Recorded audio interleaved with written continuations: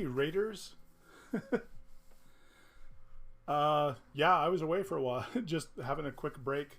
We ended the last one a little bit early, um, and so just grabbing another coffee and refilling my water and stuff. But thanks so much for coming in. I hope you stick around. We're doing some. Yes, you tiptoed in. I didn't notice you, largely because I was in the other room. But you were. I'm imagining right now the. Um, if anyone is familiar with. Thanks. If anyone is familiar with Pirates of Penzance, there is the song "With Cat Like Tread," which is the song that the pirates sing as they're sneaking up on General Stanley's Major General Stanley's castle. But it is it is a sneaking song sung at full voice with heavy horn section from the orchestra. So it is this big.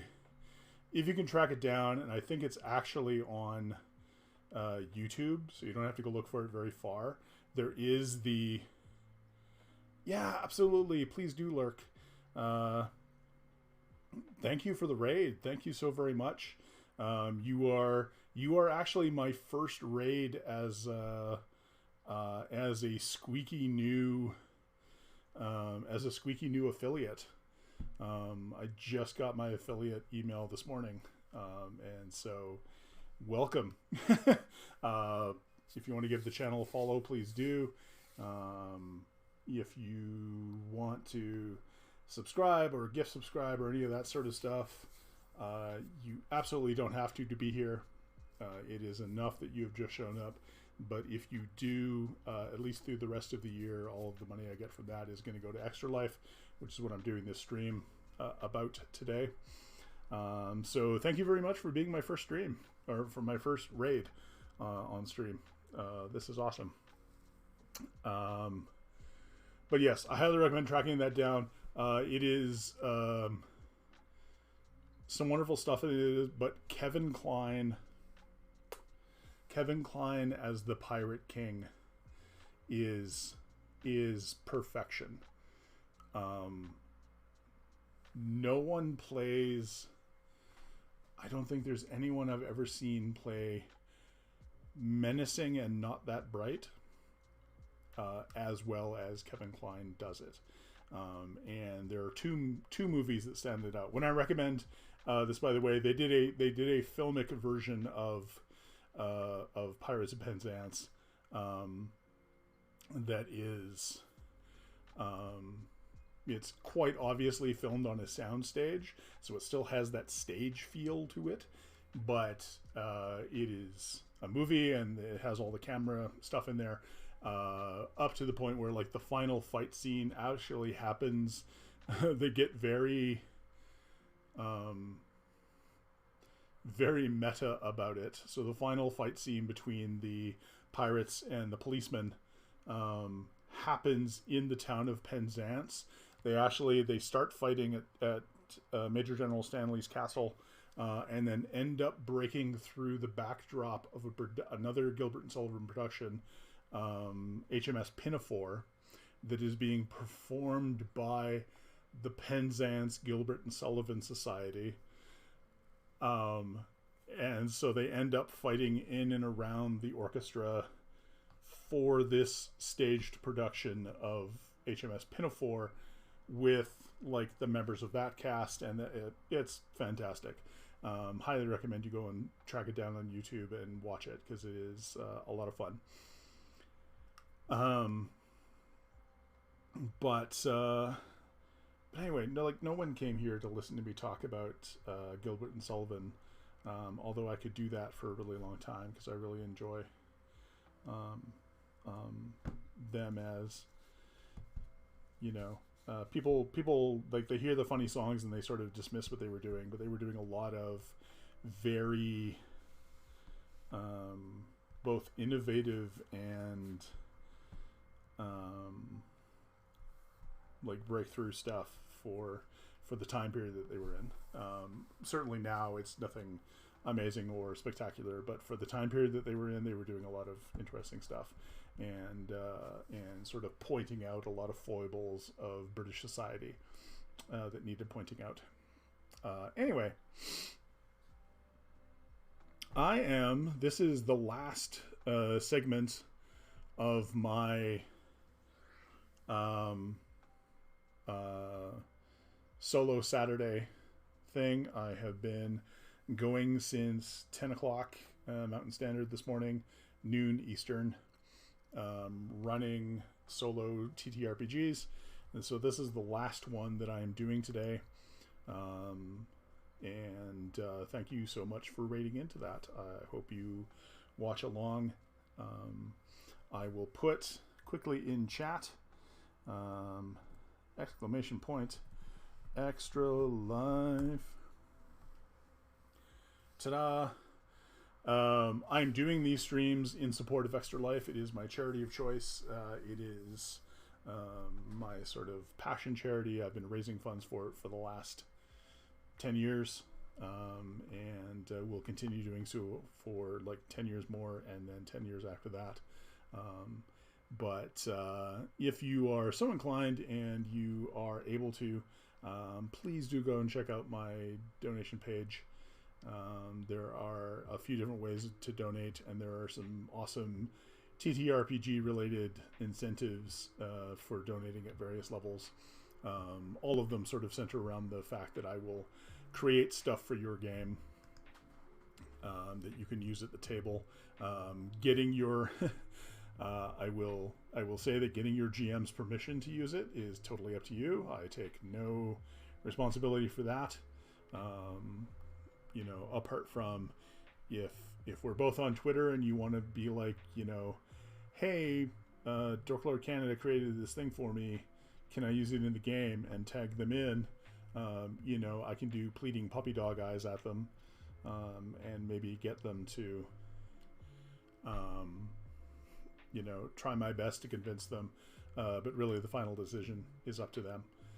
So if I make you, if you insist that I make you an item that is like so incredibly broken, that's on you.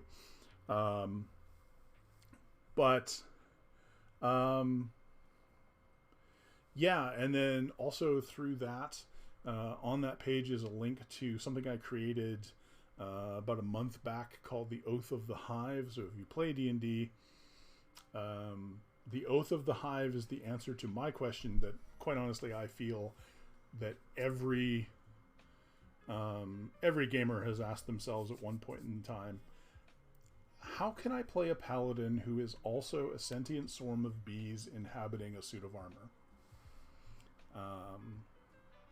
I think we've all asked that, right? Like 3 a.m., you can't sleep, something's on your mind, and that question comes up, and you like lay there pondering it.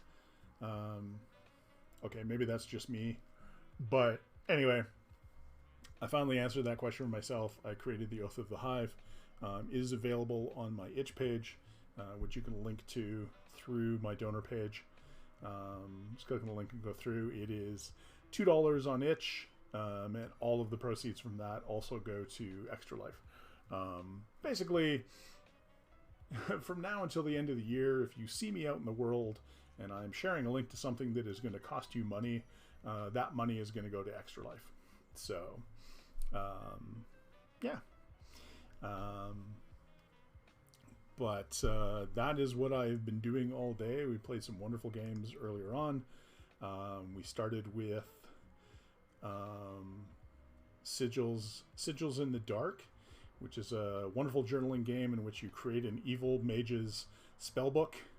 And at the end of the game, you have like an actual, because you draw the magical circles and you draw all the symbols and you figure out what the spell does and stuff like that. And at the end of it, you have this spellbook that you can then like toss to your players in another game and say, like, instead of just telling them that they found a spellbook and describing it to them, you can just go, yeah, you open up a secret compartment in the drawer on the desk, and you find this.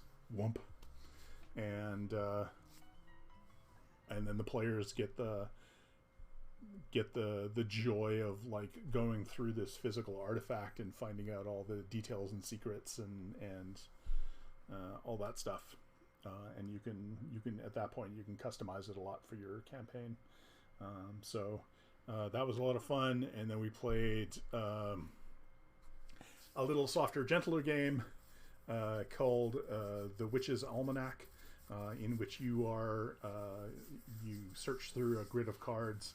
You're traveling through a magical wood outside of your witch's cottage, because you need to gather 2 ingredients and boil up a special potion that can only be boiled up on the night of the pink moon.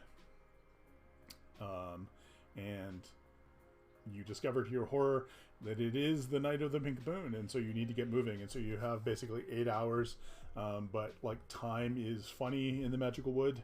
So as you encounter different things on different cards, you gain time and lose time.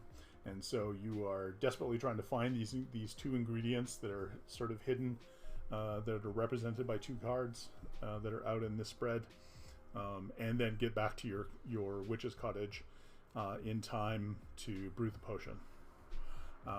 I failed, and really annoyingly, I failed with like literally 1 card left to flip over, which at that point I knew was the ingredient, but because of the card that I had stepped on, that I had landed on just before getting to that card, I was down to my last hour and then asked to move back a card. In the encounter on the card that I was moved back on, I had to lose an hour there as well. So basically I went from being 1 card away and having 2 hours in hand to losing an hour and then losing another hour and losing the game. But it was a nail biter right down to the end. It was a lot of fun. Again, it was sort of a combination card game and journaling game. You can put in as much journaling as you want.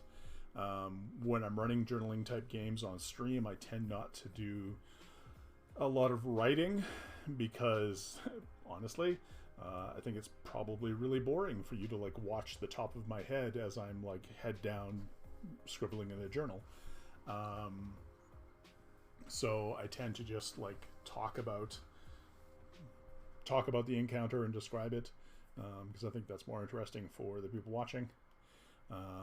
If there's enough people in chat, I will also like ask questions and ask for advice and stuff like that, or ask for you to give me little details, because I think that's more interesting as well. And then the game before that we just finished wrapping up was Honey Hex, in which you play a bee out who has the twin jobs. They're supposed to deliver a stockpile of honey to a neighboring queen, but also, I mean, essentially carry out espionage. You are you are scouting and exploring your neighboring queen's territory to see what they have as far as flowers and stuff like that, and so that was a lot of fun, and that one I did succeed, so that was good. The game we are going to play now, let me quickly grab the link so I can put it in chat, is My Welcomed Guest by YoshiCreelman. Boop. That is the link to the game there. In My Welcome Guest, we're going to visit Fairy.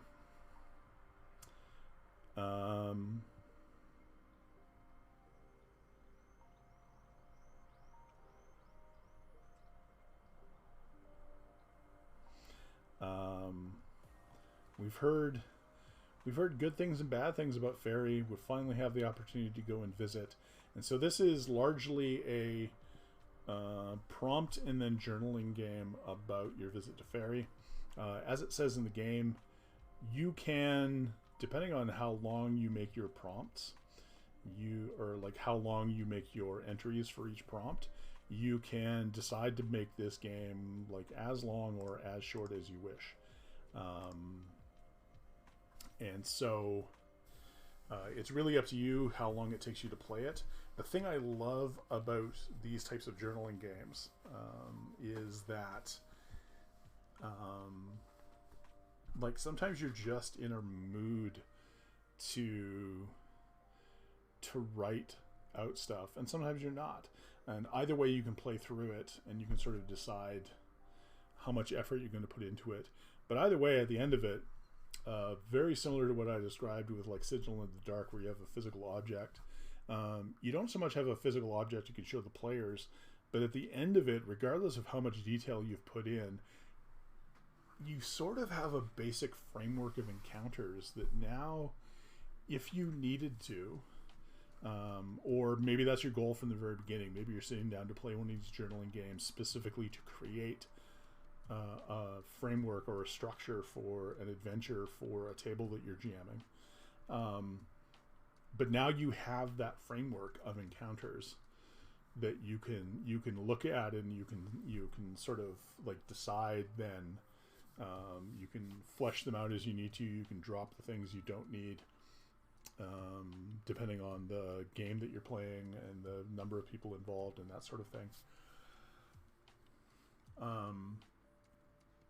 But it gives you that opportunity to sort of like do that in a very like fun and like interesting way, rather than just like, don't get me wrong, I love world building. I've been doing it like tabletop role-playing games have been my passion for decades, and I love like doing all of that world building stuff. It is one of my favorite things to do. But sometimes when you just sit down without any sort of outside structure and start to come up with things, it can feel a little bit like homework, right? Like it can feel a little task oriented, and it's hard to get the imagination going. It is always, at least I have found, it is always more interesting and more helpful to me if a game gives me like some prompts and some boundaries, because the example I use most often is like, I have a theater background. Specifically, I have a theater background in like stage management and technical theater. And if you tell me, if we were doing a show and you were to tell me like, okay, I need you to like paint the stage and make some backdrops and whatever else, and just do whatever you want, I would be like lost. It's like, okay, but like what type of, I can't just do whatever I want. I need to do something in support of the show that we're putting on. So, I need to know like what play are we staging, what period do you want it in, what, I need details, I need parameters, I need that stuff. And you don't always need a lot, but you need, it's useful to have some of that information. So similarly, when you're creating stuff for your table at home, you want to have like just an idea of,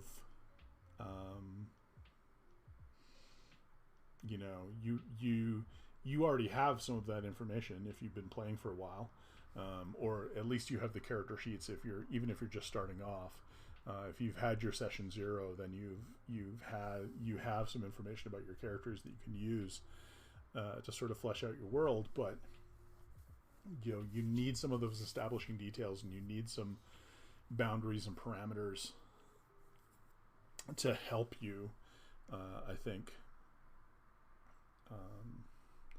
not imagine better, but just like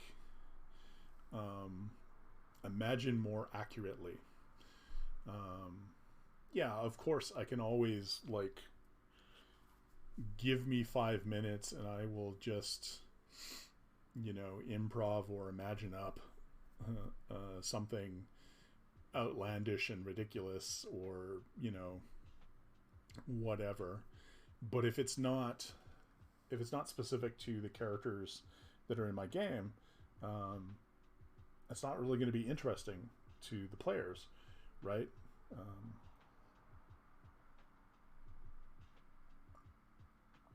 Sorry, I poured a coffee. I figured I should actually drink it.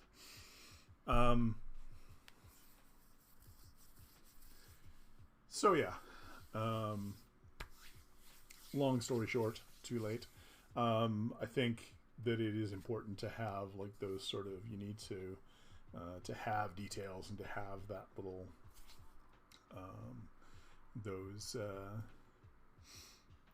the more specific you can design something to the people involved, generally speaking, the better it's going to be for everyone. All right. Well, let's get started. Just one more second here. I just want to check.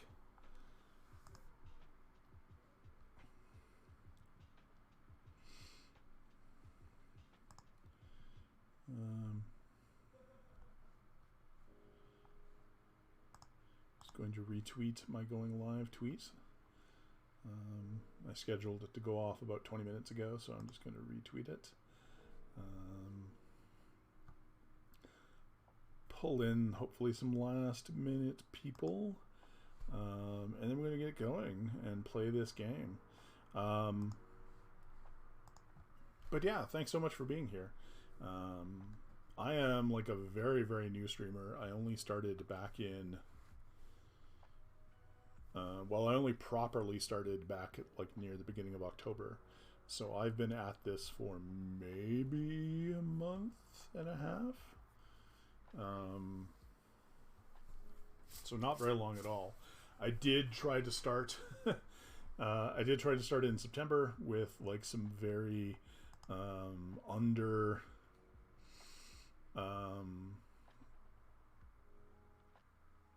basically I didn't have the hardware to properly stream. I tried to do it on an old laptop. I'm just using Streamlabs, which does not pull a lot from your computer as far as computing, computer power required. So just for some comparative numbers, those of you who stream on a regular basis may get a laugh out of this. So like when I tried to do this on my old, like 10 plus year old laptop, just running Streamlabs, I was running at about like 70 to 80% CPU usage. And I tried to stream for about 30 minutes. By the end of that 30 minutes, I had 87,000 plus dropped frames. So to say it didn't go well is an understatement. By comparison, I have this shiny new laptop that I have actually on loan from a friend of mine who makes laptops, so that I could like check it out and see if it has the oomph that I need in order to do streaming and things like that. And it very definitely does, because currently my CPU usage fluctuates, but it is currently maxing out at about 1.2% to run this program. So far, no drop frames. So technology,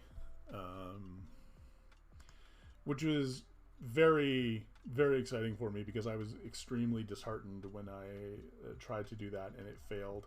And I like, at that point you still don't know, like, is it me? Was it the hardware? Did I do something wrong? Is it just like, and it turned out to be just the hardware, which is awesome, because that is something that I can very easily fix, right? You just get better hardware. Just is doing a lot of work in that sentence, but that is something tangible that I can do about the problem. right? If it turned out to be something like, no, your internet connection sucks and there's nothing you can really do about that, then, you know, I don't know what I do, like, right? So it was good to find out that, nope, strictly a hardware problem, everything else is fine, and once I fixed that, I could do this, which I love doing. So that is enough of that. Ironically, we are actually starting the game in this block much sooner, because I had this block was meant to run from 4 to 6, and I started it early because all of you lovely raiders showed up, which, thank you very much. Again, as I said, you were the first raiders I have had on the channel, and also the first raiders I have had as an affiliate. So thank you for coming by. Please consider throwing me a follow if you like what you see here and want to keep coming back for more. We'd love to have you. Speaking of technical requirements, one of the things that I plan to buy, it is next on my list of purchases, is a second camera, so that I can point to that camera down at the table for when I am playing games like where I lay out cards and stuff like that. So instead of just having to listen to me talk, you can actually look at the card array that I'm playing on and watch me play the game. I think ultimately that would be a lot more interesting than just listening to me talk. But for right now, you are just stuck with the sound of my voice. And this game in particular, which is a journaling game, yeah, I was going to talk you through it. So this is, as I said, this is my welcomed guest, and I put the link to it in chat, but on the off chance that you have gone away and come back and don't have that link anymore, I'll do it again. There you go. Highly recommend grabbing a copy of it. It is a fun little journaling prompt game. My welcomed guest is a solo game about being trapped in fairy and trying to bargain your way home. Throughout the game, you will be answering questions of potentially accruing taboo, which is an indicator of fairy taboos that you may have breached, sometimes without you knowing what action it was that directly broke the taboo. The game will be played over 5 acts.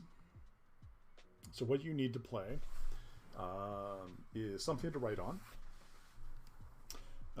And as the game says, you can print out the game and write directly on the game itself. You can use a journal, you could use an electronic source, something else that suits your fancy.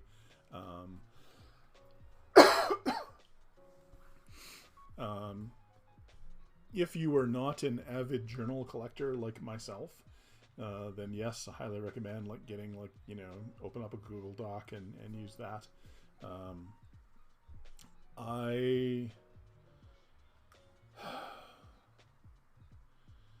Stationery stores are my bane. I cannot go to a Staples without coming home with pens and books in which I can write with those pens. So far I have not managed to get out of a Staples without, even if I'm there for something completely different. I could be there for printer ink or whatever else, and I'm just gonna go through the pen aisle and see what they have. Maybe they've got something new, something really cool, and then they always do have something new and really cool, and so I end up picking up a pen or a box of pens, or usually even I really enjoy, just for day-to-day writing purposes, I really enjoy the Pilot pens. They're just a very fine tip felt pen, and if nothing else, I will convince myself that I think I'm low on this, and I'm not. I know I'm not. I'm lying to myself. Absolutely I am, because I know at home I've got boxes of pilot pens just like crying out in the dark, waiting to be used. But I don't care. I just buy new ones. Same with journals. Same with books. I'm just like, oh, that's a cool looking cover. Ooh, I like the inside of that. I like the layout, the line spacing, and all the rest. Oh, I don't have a journal exactly like this. And it's like, yep, I will. This journal is special enough that I will write in it every day. If you're like me, that is a lie you have told yourself countless times in countless stationery stores.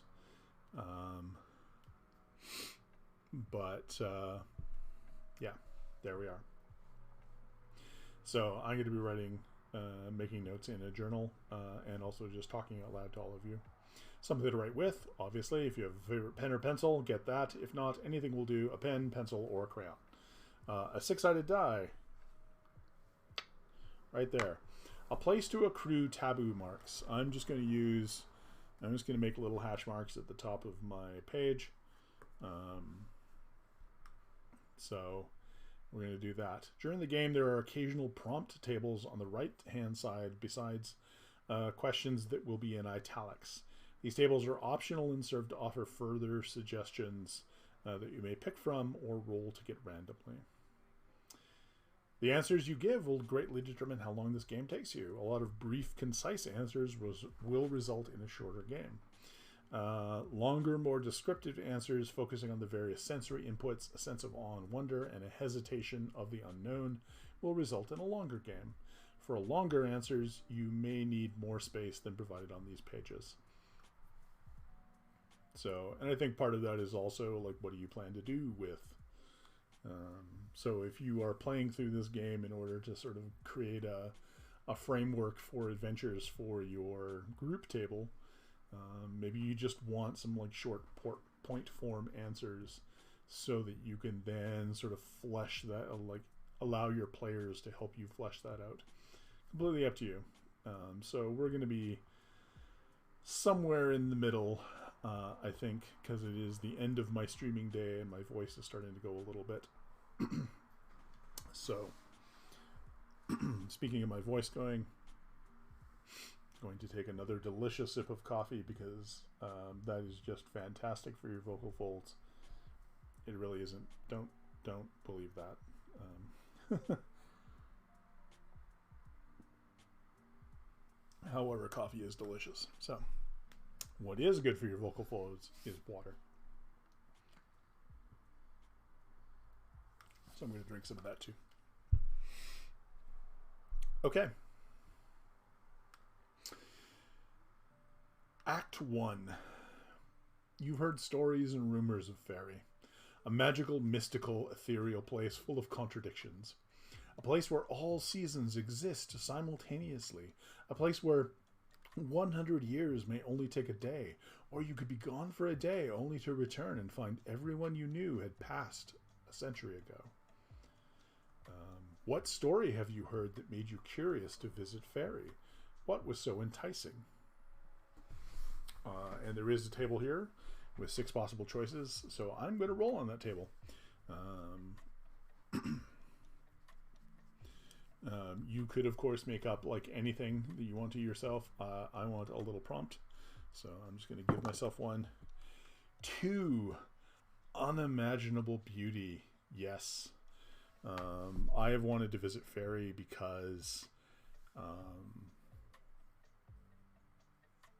let's face it, our world is not. I mean, there's beautiful things, but really, like nothing that could compare to the beauty of the Fae realm, and I really just want to see that. It's, you know, in this world, like, you know, anyone can go anywhere, assuming they have the resources to do so. Right? So there's really nothing special about, like, say, going to the rainforest and seeing beautiful flowers there. Anyone could do that if they had the same resources you did. But not many people get to go to Fairy, and so I want to go there and I want to see things that, like, I know that no other human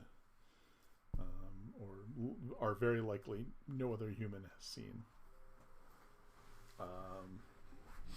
And I'm sure, I am absolutely positive, if literature has taught me anything at all, that such hubris will not come back to bite me in the ass. I'm sure it's going to be fine.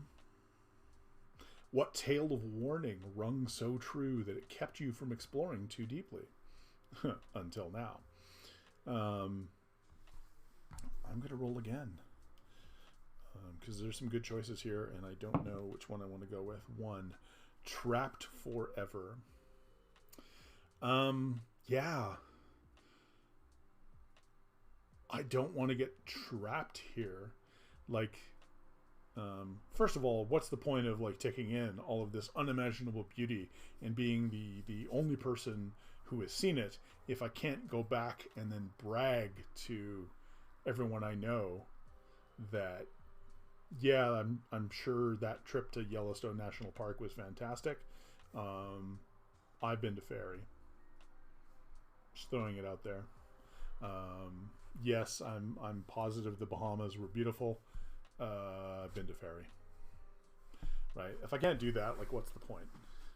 It isn't enough to see all this stuff. I need to brag about it. I need people to sit through my interminable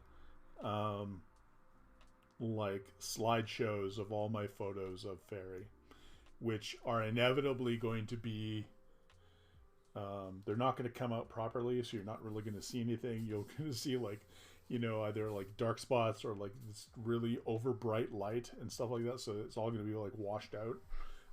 And it's just going to be me like describing what is in that scene. So it's all going to be like a series of like 80 bajillion slides of me just going, okay, so you really can't see it here, but what's in this photo is, but that's what I need to do. So I do not want to get trapped here, and that's what's kept me from like exploring too far, but I'm fairly confident I can get in and get out now. So I've done it. I've landed in Fairy, never been here before, but I've heard the tales of those who have been and found their way back, so I know it's possible. They all had in common was a guide, a local fae who helped guide them back, a guide who offered a warning. One more broken taboo, and you would have been trapped in Fairy. What inciting incident tipped the scales and finally brought you to Fairy? Oh, this is good. All right. 1 again. Fortune. So, actually, it's interesting because, so they list fortune, which, like, immediately my thought goes to like fortune as in good or bad luck. But one of the other choices on here is number 4, which is a misstep, which to me implies like bad fortune, like you just accidentally ended up. So I think I'm going to take the more literal definition of fortune and say that literally, I don't know, I won enough money in the lottery that like I was able to afford, you know, somewhere on the dark web somebody was like, you know, psst, hey, I've got this, if you're willing to pay and if you have the money, I can safely transport you to Fairy. You know, and I sort of completely glossed over the part where it doesn't say anything about safely getting me back. But, you know, it's like, hey, I've got the money. I can do this now.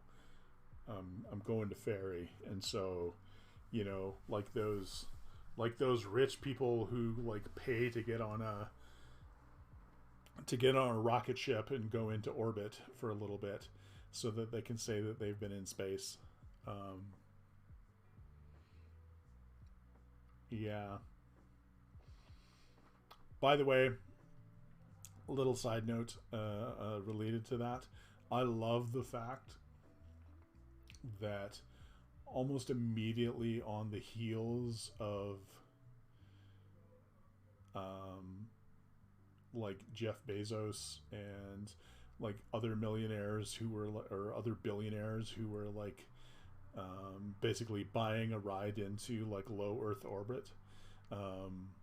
That all of the space agencies sort of like got together and agreed to change the criteria so that you can't call yourself an astronaut unless you have been far enough outside the orbit of Earth to experience like microgravity for, I forget the exact wording for it, but essentially the low Earth orbit like trips that all of these billionaires and millionaires were taking into space no longer cut it. You can't take one of those trips and then claim you're an astronaut.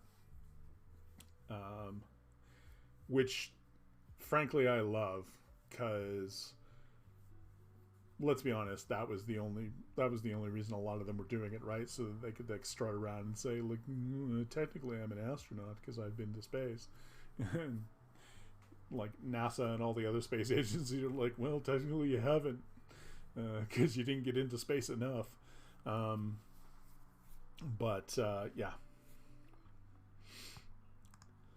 like I think if you actually want to call yourself an astronaut, you have to get far enough out into space that you could potentially link up with the International Space Station.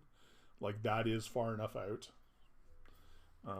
So you don't necessarily have to visit that space station, but you have to be on a craft that either is linking up with it or could link up with it, and then you are far enough away from the Earth to call yourself an astronaut.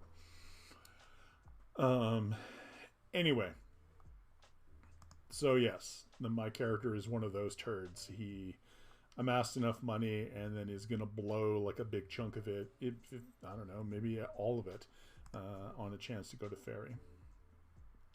What did you have with you that might serve useful now that you are here? Why did you bring it?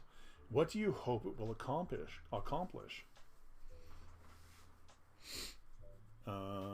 Let's see. No, I'm not taking another one. This is the third one I've rolled, and I'm sorry. But okay, 6. A journal. Okay.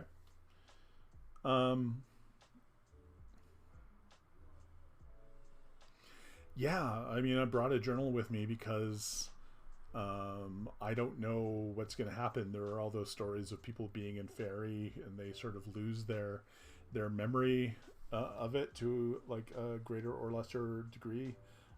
So they lose details, or they just know they were somewhere strange, or sometimes they're even just like they lose all their memory of being in Fairy, and they're just like deposited back in the real world, and are like surprised that time has passed, and are confused and can't understand why. So I want a journal. I'm going to journal like every step of this, so that if that does happen,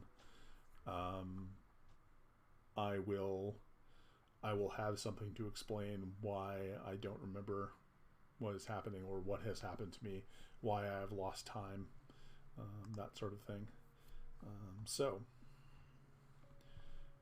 That is, yep, we're still in Act 1. The weather has turned foul. You spot a shelter, a fire, and a figure sipping a warm beverage. What does the host look, smell, and sound like? And there is a table to see who it is, so let's do that. 5. Phytoid. Phytoid. Off the top of my head, that sounds like it's a mushroom person. I'm going to quickly Google it.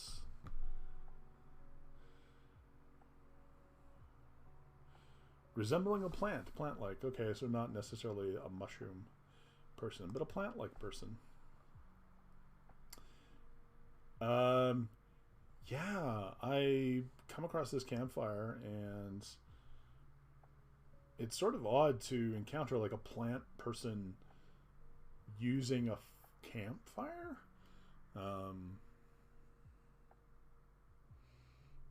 But I mean, I guess.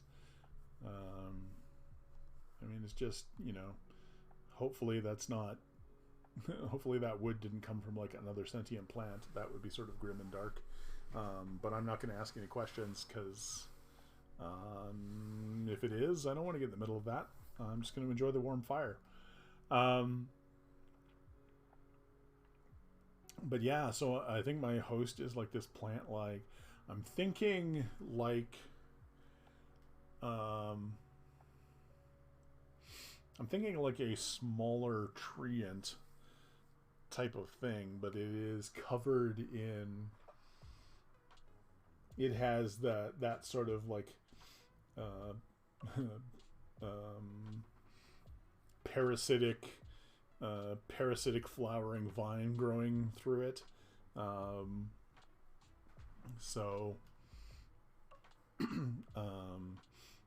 It is sort of like oddly lovely to look at, but once you realize what you're looking at, it's like, you know, this beautiful flowering vine is probably slowly hurting or even killing its host.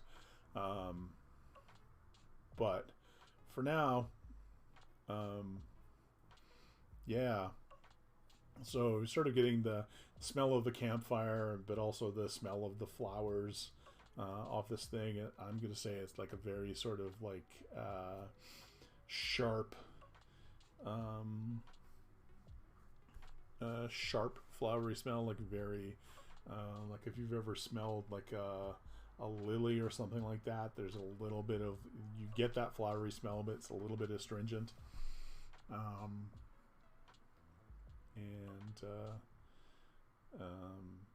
Yeah, every time the phytoid moves, it has that sort of, it's like the wind passing through the branches of a tree.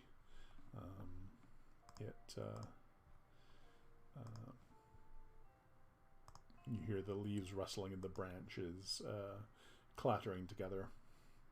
What about the host puts you at ease? What does it remind you of? What is it about them that puts me at ease? Their posture. Yeah, they're very unthreatening. It sort of reminds me of, I'm going to say it reminds me of like a professor I had in university who is like just always very laid back and relaxed, and even when, you know, was arguing a point with you like very, very hard, like their physical posture was still very like relaxed and open and like interested in the discussion, and so this creature reminds me of that, and puts me at my ease. What about the host concerns you? Why is it so unsettling? Do you try and dismiss or rationalize your concern? Well, let's see. 6. Magical calm. Yeah, there's like, you know, initially like their posture and stuff like that, but then I realized that like up to this point I've heard like other wildlife noises, like I've heard like birds and small animals and stuff like that calling out or making noises and stuff like that, and after sitting by the fire with them I realized that I haven't heard any of that for a while. And generally speaking, when other creatures in the forest avoid something or someone, that's a sign that like something dangerous is around. And so even though we seem to be sort of like the, you know, everything seems very homey and friendly, there is that element of, well, nothing else in the forest right now agrees with you on that. So I think that's going to be, yeah. As you approach, the host offers you a spot by the fire and a cup of silvery liquid with tendrils of shimmering purple snaking through it, but that never completely incorporate. You know of the Fae, and legend tells you 3 things. Nothing is ever nothing is ever freely given. They never lie. They never tell the whole truth. When you take your seat by the fire, do you drink the liquid?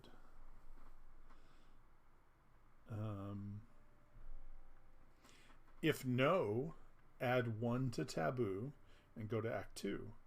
If yes, as you sip, you remember a vividly cherished childhood memory. What is it?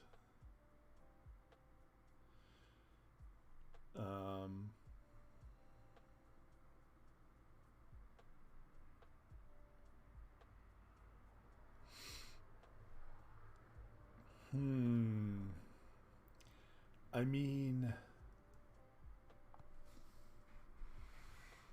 so what do you think, chat? Do I drink? Do I not?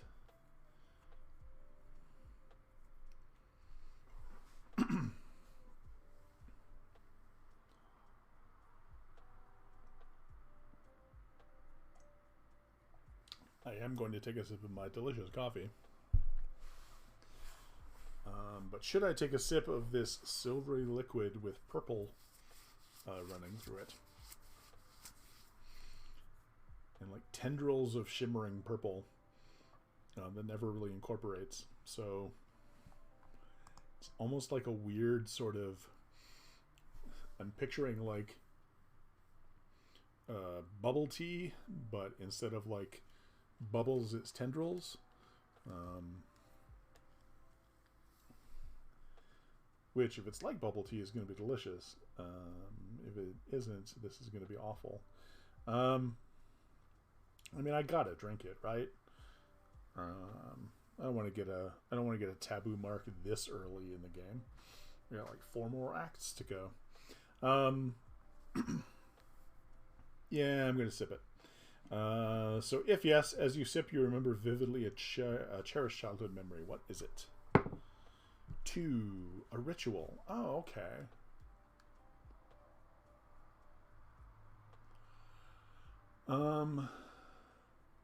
I think I remember my graduation, my high school graduation, and just being like, not going to say let down, but this was sort of the start of my, I need to have experiences different from everyone else. So, you know, some people can look out over the sea of faces at their graduation. Sorry, I just need to.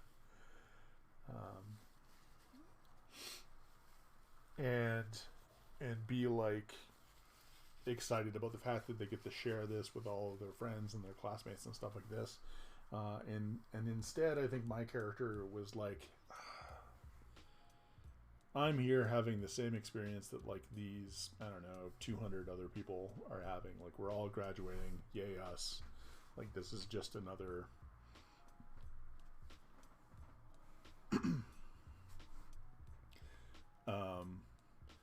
but then I had that moment of realization that hundreds of people can have the same basic experience, but the details of that experience are always going to be special, because this is a cherished childhood memory. So I think this is the point where I realized that like the details matter. That yes, on the one hand, there are 200 people in my graduating class. We're all getting the same diploma, and we're all like wearing the same graduation gowns and caps and stuff like that. But then there's my one classmate over there who is like taken their cap and added like all of these like glitter and rhinestones and stuff to it and completely made it theirs. And then there's like, this other person over here who is having a completely different experience with us because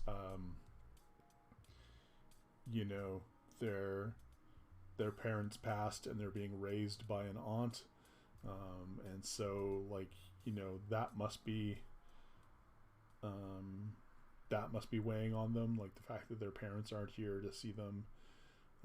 So there's going to be like grief mingled with pride in that whole situation. And then, like my character, my parents are here, so you know, I'm getting to share this moment with them. Like, this is the the, you know, the moment of, like, I guess, you know, you didn't mess up too badly because I made it to graduation type moment. And just realizing that, like, having that moment of realization that, like, similar experiences can still be unique and special to you. And so that is something that flash, that insight is something that I hold on to even to this day. And then it says, as you open your eyes, you find the host staring at you intently. They nod gently. And now we move on to Act 2. Act 2, there is a moment of silence with stretches until you ask for help to get back home. The host does not answer immediately. What do they do that seems like they are stalling for time? All right, I'll accept the 1. For this one, waver back and forth. Yeah. So, like, up to this point, I think everything has been, like, as mentioned earlier, it has been, like, magically still and quiet. The host hasn't moved a great deal. You know, I heard the rustling and the clacking of branches as they were sort of greeting me and gesturing me towards the fire. But since I've sat down, things have been, like, very, very quiet and still. Haven't heard them moving until I asked this question, and then I don't really notice it at first because, you know, they're essentially like a big tree, and so I just assume that when I start hearing, like, the rustling of leaves and branches, it's because they're, like all trees do, like, the wind is blowing through their branches, and that's what's making it. And then I realize that there is no wind. This is them moving. Something has made, like, my question or something has made them uncomfortable. And I realized that they seem to be stalling for time. They're not willing to answer my question right away. After what seems like forever, they ask for what you offer in exchange for their help. What is it? Okay. 3. Your firstborn. I mean, so this is going to turn out to be one of those things where I think my character is, like, you know, pretty much up to this point anyway has been a confirmed bachelor. So very easy to say, yeah, absolutely. No, you know what? I will give you my firstborn child. Absolutely no problem. That is a deal I will make. I want to shake on it. Fully with the intent of, like, I'm going to continue on being a lifelong bachelor. So I'm not going to have a kid. This is an easy way for me to trick my way out of fairy.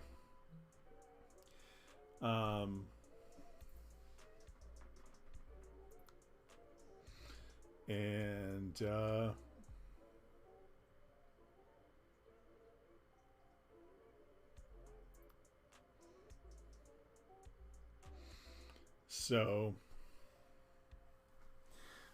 so it says at this point, if you offered the cherished memory, the host accepts, and you immediately lose the memory, but you can almost feel the gap where the memory was. You know you had it, but only that you once had it. In this case, I did not offer I offered the firstborn. So now we roll. So I would roll, and I would add any taboo to this roll, but I don't have any yet because I didn't take any in the first act. So I'm just going to roll. Oh no. So basically at this point, so I roll a d6. On a 1 to 2, the host accepts your offer as is. On a 3 to 5, the host accepts, but also add 1 to taboo. which implies that like the host accepts it, but I've broken some rule that I am unaware of. But I rolled a 6. And on a 6 plus, the host demands something more. What else do I offer? So I'm going to roll for that. I'm going to re-roll because I rolled 3 again. I can't give them 2 firstborn. By definition, you can only do that once. Okay, number 5 is a welcome hearth to visit. So essentially, I have agreed that if my host ever shows up at my door,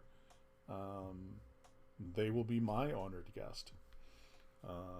And yeah, I would agree to that. Absolutely. That would be exciting, actually, if they just showed up. I mean, it'd be really odd. Hopefully nothing is chasing them when they arrive. But yeah, absolutely.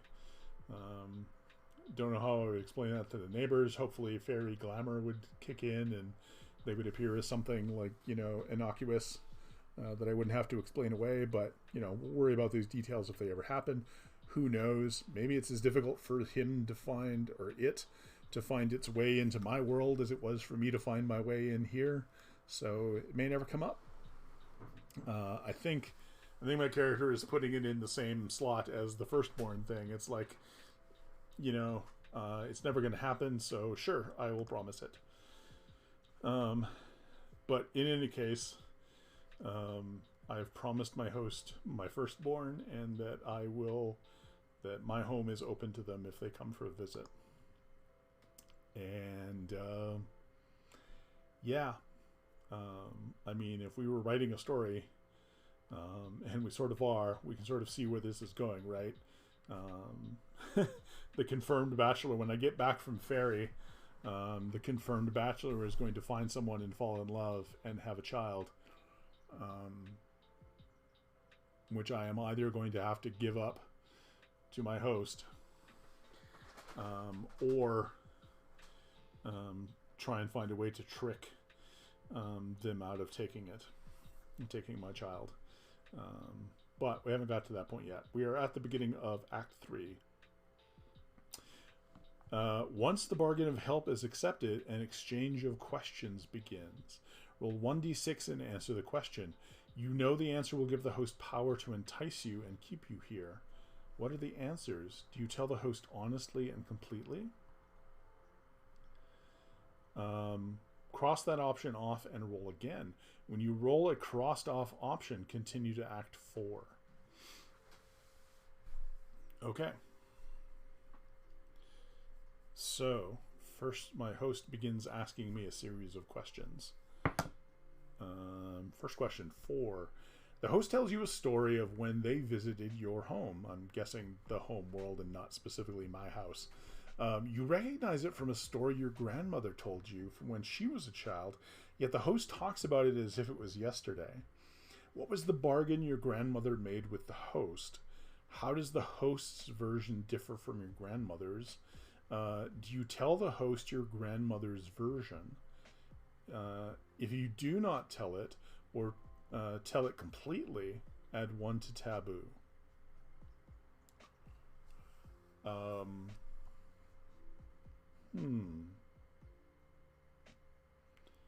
So I think it's going to be like the standard sort of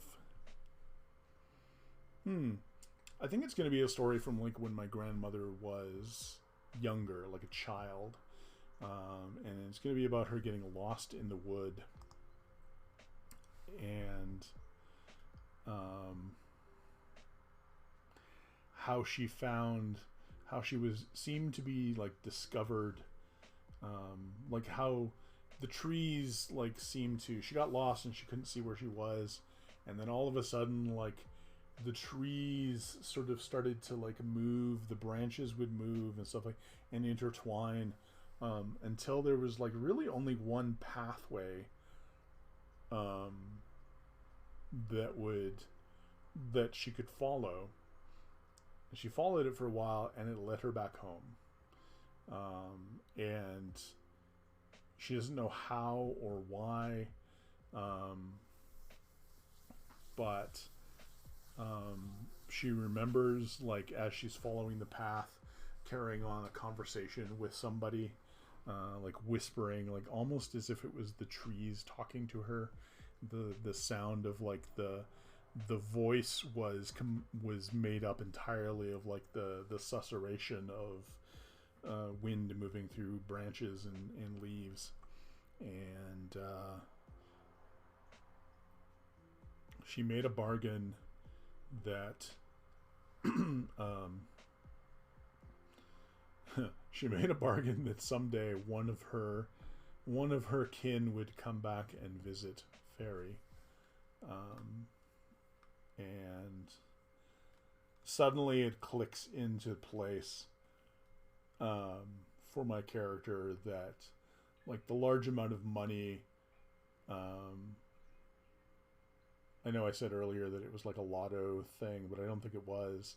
I think this was like he got a bequest. His grandmother passed, and he got like a surprisingly large bequest from her. You know, not that she was a poor woman, but like this amount of money was astounding. Like, but he used that to get back to Faye, and now he's realizing that that was always the plan.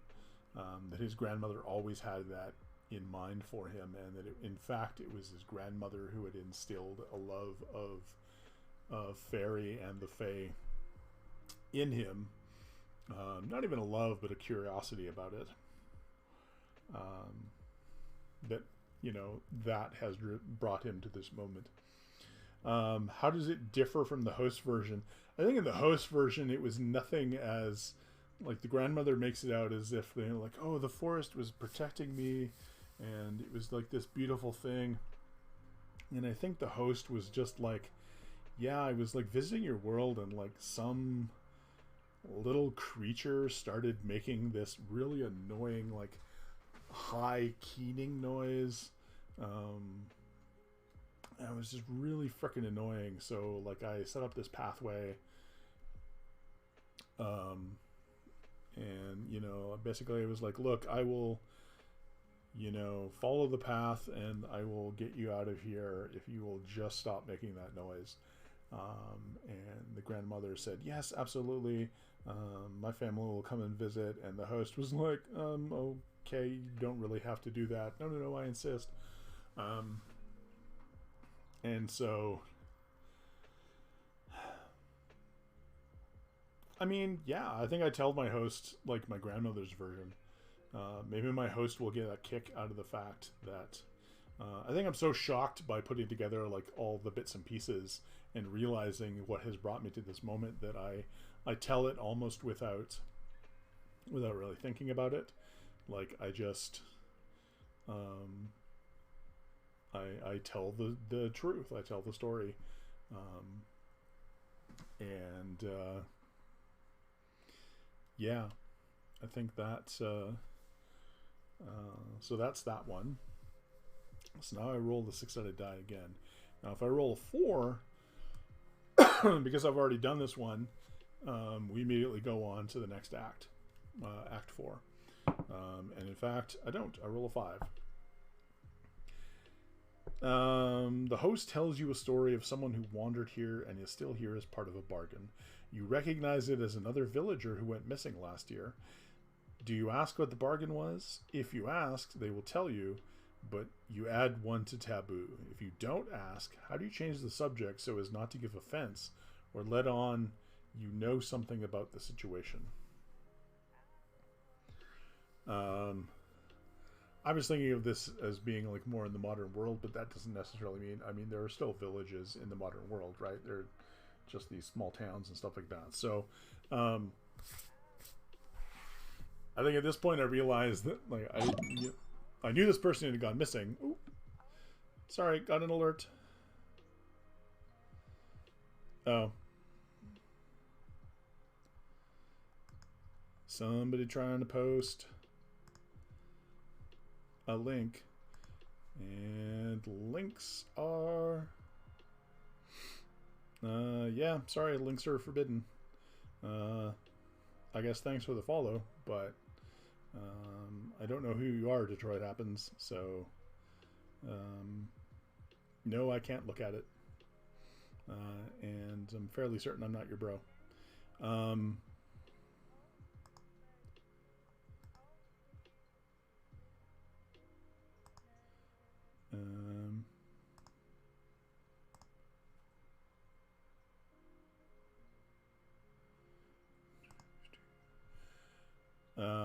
Yeah, I'm just going to carry on. I'll do something about that later on.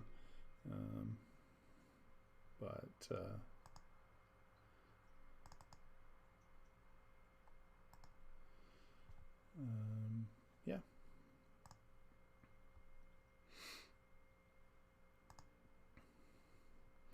Let's see.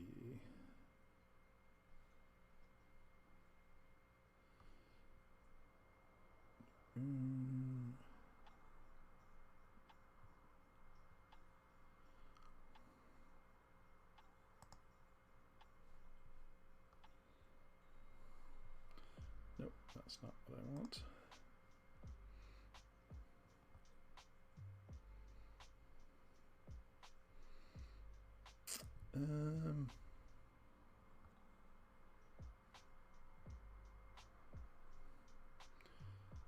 Sorry, I'm just going to do a little bit of moderation here, and then I will continue on.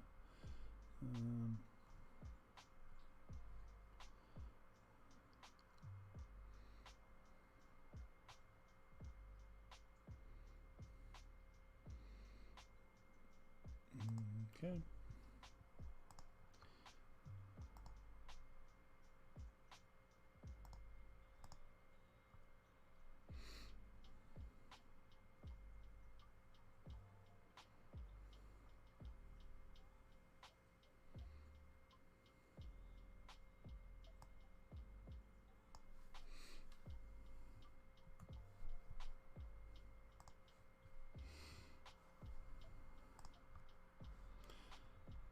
Thanks for your patience, everyone. Just going to quickly check something out.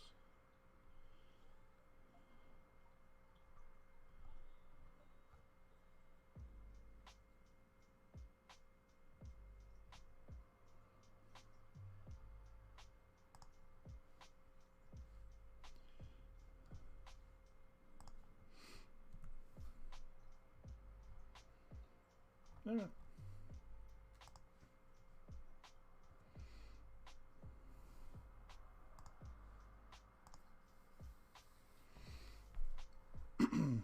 In any case, we're going to continue on with the story. Yeah, so I think I recognize that, like,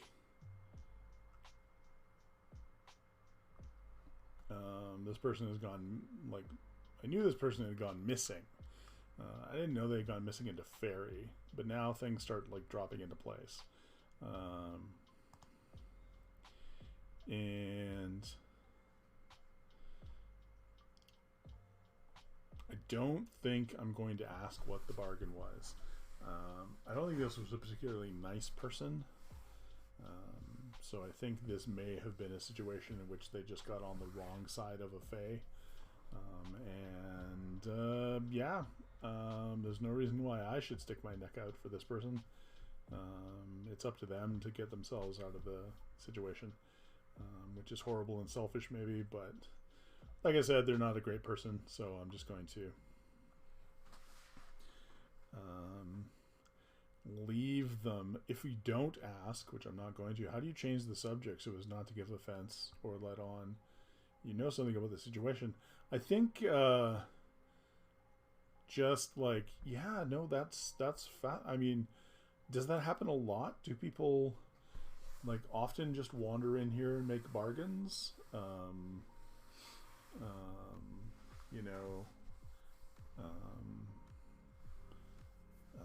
and just sort of get them onto like general discussion of the fairy realm and what happens to people who make bargains and stuff like that, and try and get off this specific instance. So that's that one. Now we roll again and roll a 5 again. So because it's one we've already done, we're essentially, I've rolled a crossed off option, so we head to Act 4. You know when you get back, no one will believe you were in Fairy. Well, but I brought a journal along. But, I could have made all that shit up. So, what do you see that you want to take back as proof? That's a good question. 2. A lock of hair. Yeah, although I'm going to say... I'm actually going to change this to the third one on the list, which is an unknown flower. The flowering vine that is all over my host is like nothing that has been seen on Earth. And even if they don't specifically believe that I was in Fairy, they will believe that I was somewhere new anyway, because no one has seen a flower like this on Earth before. And so, yeah, I want to take back one of those flowers. What do I offer in exchange? And it has to be different from the offer for a guided return. So I'm already giving them my firstborn, and they already have an offer to visit me if they're ever in the mortal realm. So if I roll those, I have to re-roll. A year of service.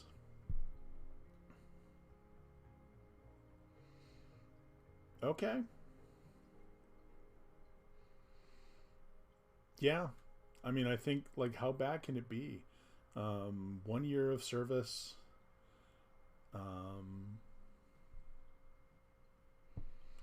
Maybe I come back and a century has passed, but, like, who was I really at? Like, my grandmother has passed on. Sure, I'll miss my parents and stuff like that, but, we've already established that he is a lifelong bachelor, so it's not like he's leaving behind anyone that he loves.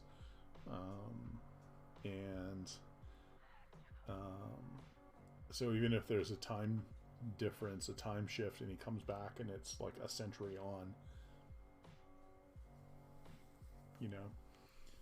Also, we've established he's gone to university, so obviously he has student loans. You got to imagine that after a century, those things just, like, default and go away. Right? If he's safely in Fairy while they're trying to collect on those things, he's going to come back and at very least be debt-free. But wouldn't it be awful if he came back and it's like, oh, hey, you're back. Yeah, you're not the first university student to try and escape into Fairy to get out of student loans. And now there's like a century of accrued interest. But anyway, let's not dwell on that. So again, similar to the first bargain, we're going to roll a d6. I managed to get through this without accruing any taboos. So,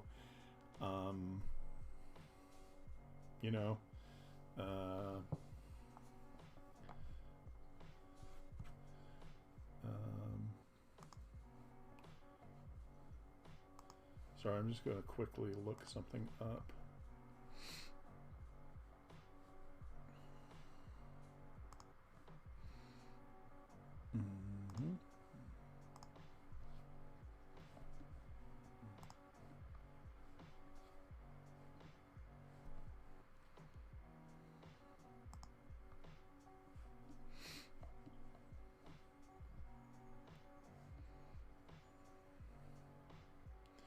Ooh.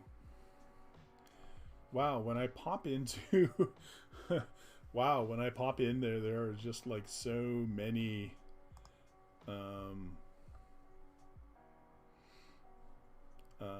bots in the chat right now. It is truly amazing. In any case, I will deal with those bots in a little while. Does he accept the bargain, though? This is... So, roll the dice. 2. 1 to 2. The host accepts your offer as it is. Oh, and obviously this Euro service does not have to be immediate. Oh, that's not as good. I was thinking it was just like, you know, yeah, I'll do a Euro service and then go home. This is like at some future point, they're going to come to me. So we go to Act 5. The host snaps their fingers and the weather clears. They guide you down a windy path to a crop of trees. Their voice changes as they sing a song that raises all the hairs on your body. The air is full of energy. They turn and stare into your eyes, and you feel like they are gazing into your soul as their singing softens and ends. You know there were words in the song, but all you can remember is, before you lies 2 doors, one back to your realm, the other to a place of penance. I think you should take the door on the left, but the choice is yours. If you trust the host and believe you haven't made too many faux pas, choose the door on the left. Otherwise, choose the door on the right. Make a choice about which door. And then we will roll a d6.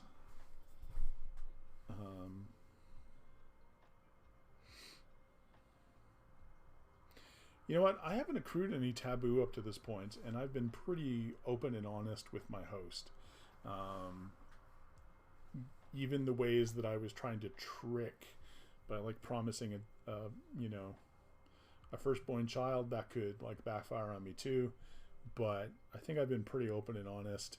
I don't think my host has any reason to lie to me, so I'm going to pick the left. So I roll on the final chart.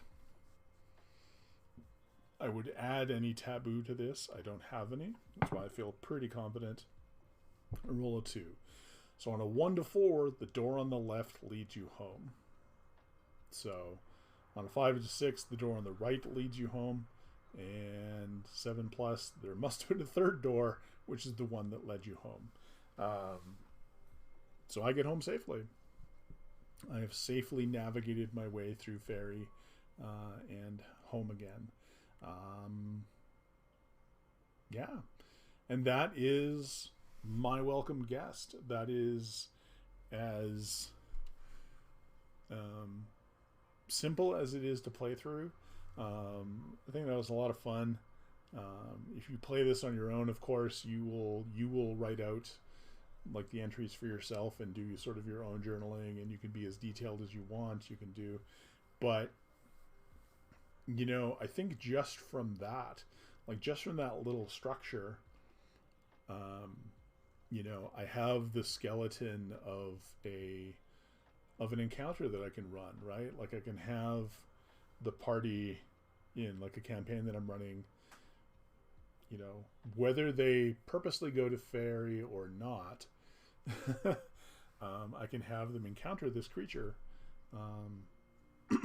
and sort of have the details of the encounter that I just made be the details of the encounter for the group. So yeah, I hope you all had fun like watching along and stuff like that. But that was my welcome guest, a journaling game by YoshiCreelman. I will once again drop, drop the link to that game in chat. So if you want to pick up a copy of your own, there's how you can do it. Please go and support the creator of this game, YoshiCreelman. I'm sure they will appreciate it if folks go by and pick up a copy. If you do pick up a copy of any of the games that I've run today, please also take some time to leave like 5 stars and a review. You can leave the 5 stars and then come back and leave a review after you've had a chance to play it. My general thing for games on itch is that you should always leave a 5-star review, because that helps the creator out. If you picked up the game and you enjoyed it even a little bit, just leave a 5-star review. Don't be one of those people that goes in and is like, well, this was only like 3 stars, because that actually really tanks their position, and like the giving them a 5-star review bumps their search thing up. Giving them less than that really hurts creators on itch. It's, for my money, it's a horrible way of like rating games and making them accessible on platforms, but it's the system that's in place. So just leave a 5-star review, right? Like, most of these games are not costing you like $30, $40, $50.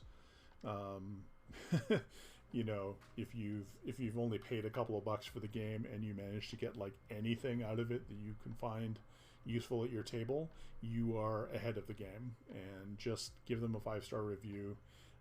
If you really feel that it was awful and you feel ripped off and cheated at the end of it, just don't buy anything else from them. Like, keep it to yourself, but don't go and tank there's, you know, don't be that person who goes and leaves like a 1-star, you know, very, very entitled, angry review on somebody's product, because that's garbage. That's ignorant. That's just, there's no reason to do that. If you didn't like it, you didn't like it. That's fine. You don't have to recommend it to anybody else. There are plenty of other games for you to go off and play that you may enjoy more. There is literally no benefit for anyone for you to go back and like tank an indie creator's ability to like get search results and get eyes on their games, because you may not have liked the game, but that game might be just amazing and mind-blowing to somebody else. So why not give them the best opportunity to find it? Why would you deprive somebody of that? Anyway, that's my 2 cents on that sort of stuff. Thank you to everybody who has dropped by. Thank you for the raid, Dauntless, if you're still lurking. Thank you so much for the raid earlier. That was truly wonderful. Thank you for being my first raiders. You are welcome back anytime that I am live. It was an absolute delight to have you. Thank you to everyone who stopped by. Thank you to Battle Rock for being my first tier 1 subscriber. Absolutely delightful. That money is going to go to support Extra Life, as is all the funds generated by the channel from now until the end of the year. So that is a great way. If you've got an Amazon Prime subscription just laying around collecting dust, that is a great way to support me and to support Extra Life, is to use that to subscribe, because that'll support the channel, and my share of the funds from that will go towards Extra Life. So you're helping me and you're helping sick kids. And like, what's better than that? Nothing's better than that. But I have been talking since like 10 o'clock this morning, my time, and my voice is getting a little ragged, so I'm going to take the opportunity to stop early. However, before I stop the stream, I'm going to go in and, because as soon as I stop the stream, all of these bot accounts are going to disappear. So I'm going to go in before I leave. I'll keep chatting, but I'm going to go and just confirm that these are bot accounts, and then I'm going to ban and block and report them, because that is how you keep a channel tidy. So while I'm doing that,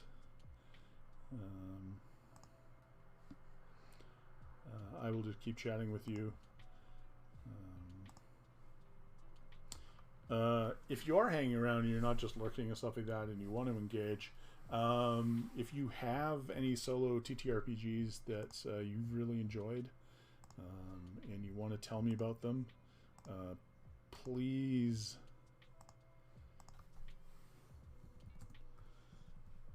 please drop them in chat.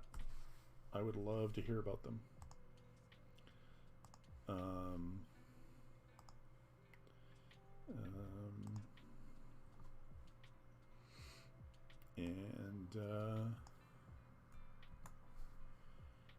I'm always looking for new solo games to check out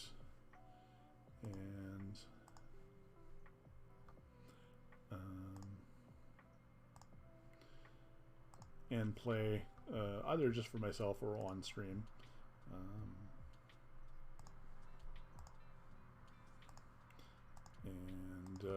Whew.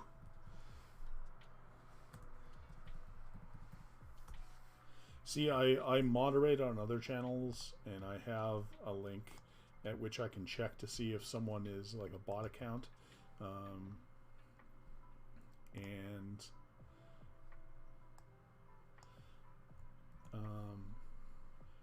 There is, if you Google or otherwise do an internet search for a page called Twitch Insights, one of the things they have is like an all-known bots page in which you can put in a bot name or a potential bot name and search.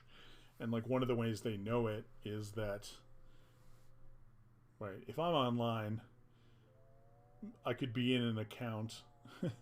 I could be in like somebody's stream watching a stream. Maybe I'm on a second laptop or on my phone watching like a second stream or something like that. But chances are I'm not in much more than like 2, maybe 3 if I have like an extra device to do it. Whereas this one, who the account just called Feet, is currently in 7,744 different live channels. So, yeah. Obviously a bot account. Obviously going to ban it. Obviously going to report it as a bot account. Because, you know, I don't need those coming around. Not all bots are malicious. Some are just there, you know, or they're not immediately malicious. They're just, you know, they show up in your thing and they just show up time after time and they masquerade as like somebody. The thing is, the system is like smart enough to not count that as a viewer. So like when I'm looking at like the viewer numbers on my stream on Twitch Studio, my viewer numbers do not reflect any of these bots.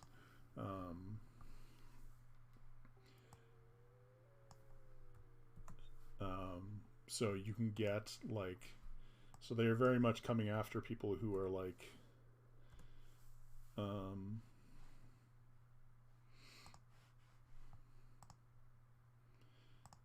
maybe people who aren't as sophisticated with their moderation and wouldn't know to go and look to check to see if, right, so they feel like, oh, I'm getting all these people showing up to watch my stream.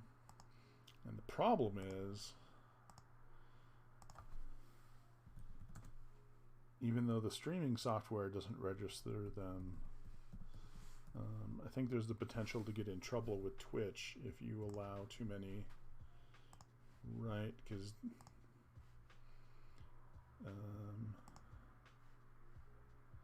so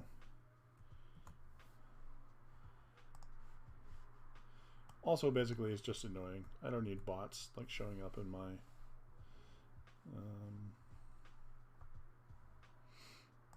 so I'm just going to get rid of them whenever they pop up.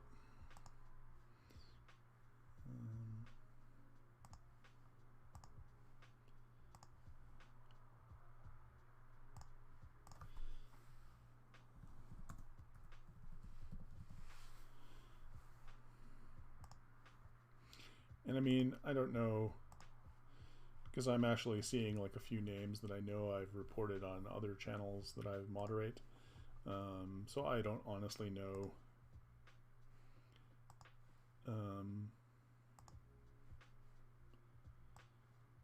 if reporting them does anything right away. But like, better to report them than not. I could just block them. That would keep them from coming to my channel. There's an outside chance that I could report them and also just get Twitch to lower the hammer on them. Then I'll do that, because why not? It only takes an extra second. I'm just clicking some buttons and sending a report to Twitch. And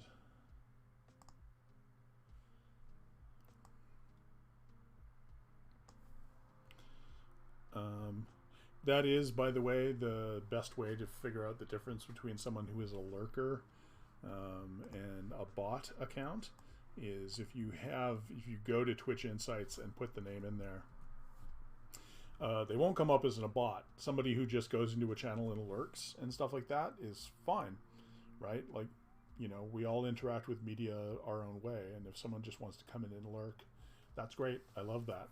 Like, by all means, come on in. You know, I hope everybody who comes by at some point feels comfortable enough to interact and talk with me, because I love talking about tabletop games, and I love hearing about other people's experiences. But if that never happens, please just feel free to come on by and lurk. I love that. I have been told that my voice is relaxing, so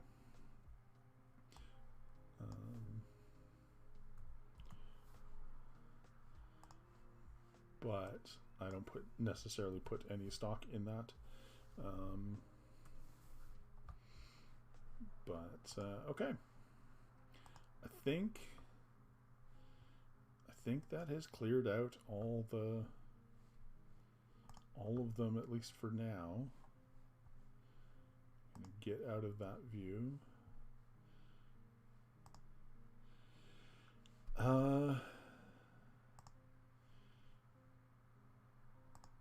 Oh, thanks, Juniper Lad. That's very kind of you.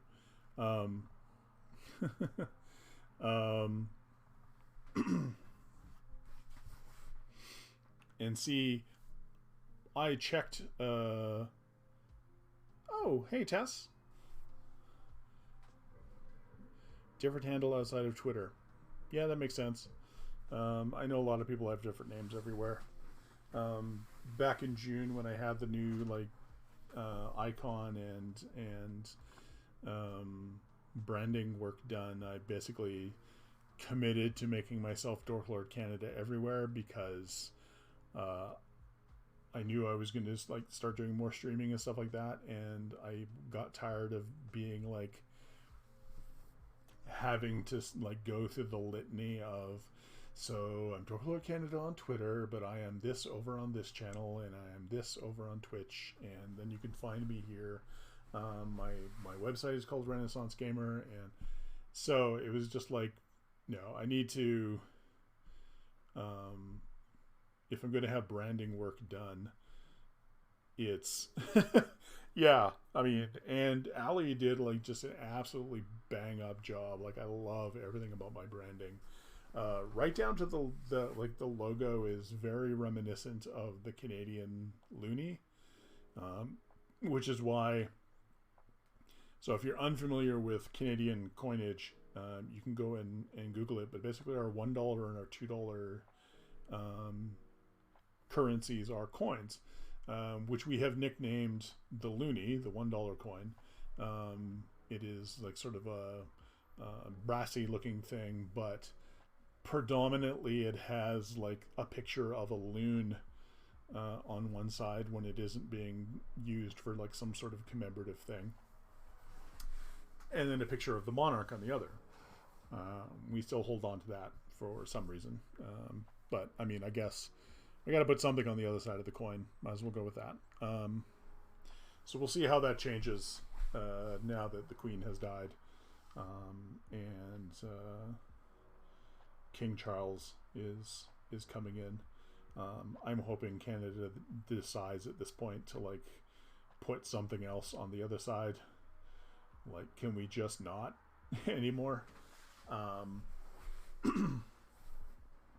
Like, it's been a while since the British monarch has had any involvement. Like, yes, we do still have a governor general, but the governor general has no real powers unless some pretty incredible things come to pass. In any case, that's getting a little off topic. So that is got nicknamed pretty quickly the Loony, for obvious reasons, because there's a loon on it. And then because we do love our rhyming here in Canada, when they came out with the $2 coin, there was nothing like particularly distinctive on the coin itself, so it simply got called the Toonie. So we have loonies and toonies, and so when Ali came back with a gold coin that had my so the dragon is actually like the head of the dragon from my publishing imprint. If you go to my itch page, you'll see Prairie Dragon Press and my logo there for Prairie Dragon Press, and the head is from that dragon, and so I have nicknamed the coin the Dragoony, which makes perfect sense to me.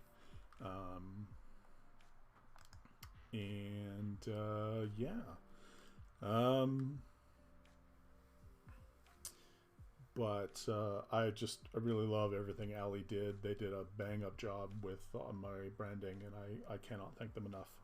I will always encourage people to seek them out. They are currently on break as far as branding work and stuff like that goes for the rest of the year. They're finishing up stuff they have for clients on hand, and then they're taking a well-deserved break from that until the end of the year. But in the new year, when Ali opens up their branding work again, if you were interested in any of that, even if it's just like getting overlays and stuff like that done for a stream or something like that, do seek them out. They do excellent work. They're really, really good at it. They run streams on Saturdays, sometimes just discussing, like showing their process of creating things, so you get to see a little bit of how that works. It's really great. But yeah, I'm gonna wrap things up for today because I've been talking for like a really long time, and now that I've gotten rid of all those bots, it's time to go. So thank you to everyone who stopped by. One last time, if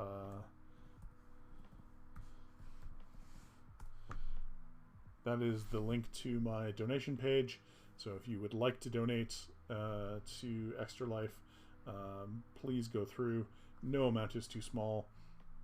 Having said that, I think the Extra Life site has like a minimum $5 donation, so I guess under $5 according to Extra Life is too small. But as I said, there's also a link on my donation page to the Oath of the Hive, which is a paladin oath that I made for Dungeons and Dragons, that you can pick up for $2. Proceeds from that will also go to Extra Life. So for the price of a good cup of coffee, you can still help out sick kids. Yeah, I'm gonna wrap up for the day. Thanks so much, everyone, for coming by. Thank you for the new follows and the raid and the subbing, and I am very, very new to affiliates. I only became an affiliate this morning, so I'm looking forward to diving deeper into that and sort of get things set up properly. Yeah, you too, Tess. Have a wonderful evening, and yeah, we'll talk to you next time. I'm back again this coming Thursday at 6 Mountain, 8 Eastern, to play another solo TTRPG. I don't think I've chosen it yet, but as soon as I do, it'll be on my Twitter and Tumblr and everywhere else. So yeah, have a good night, everyone. Thanks for coming by. We'll talk to you later.